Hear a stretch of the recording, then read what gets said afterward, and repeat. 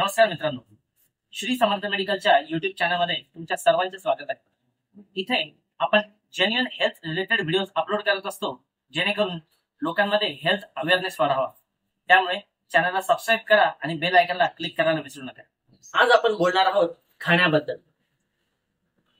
ही तीच गोष्ट आहे जी आपण कधी आनंदात असताना, दुःखात असताना, रागात असताना, एन्जॉयमेंट म्हणून आणि कधीतरी भूक लागल्यावर करत असतो।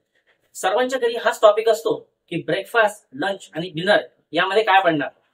आज आपण बघणार आहोत की भूक ही लागते कशी आणि भुकेशिवाय खाण्याचे दुष्परिणाम काय होतात। मित्र हो, आपण काय जेवतो?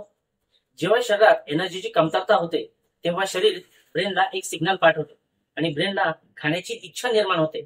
त्यालाच आपण ॲपेटाईट म्हणजेच भूक असे म्हणतो आणि यालाच ब्रेनचे फूड सिकिंग बिहेवियर म्हणतात। ब्रेनचा जो पार्ट हे सर्व घडवून आणतो त्याला हायपोथॅलॅमस म्हणतात। हायपोथॅलॅमस हा ब्रेन मधील एक छोटासा पार्ट असतो जो सर्व अनैच्छिक क्रियांवर ताबा ठेवतो।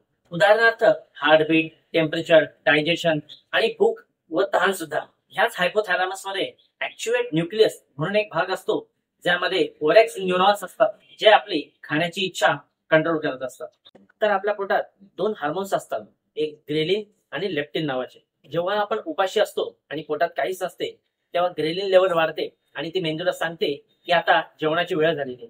आणि जेव्हा आपले पोट भरलेले असते तेव्हा लेप्टिन लेवल वाढते आणि ती हायपोथॅलॅमसला सांगते की बाबा रे, पोट भरलेले आहे, आता शांतता घे। हा जरा प्रॅक्टिकल आणि मेकॅनिकल वे की भूक ही लागते कशी, म्हणजे जेव्हा एनर्जीची कमतरता होते आणि खरंच भूक लागते तेव्हाच आपण आहार घ्यायला हवा।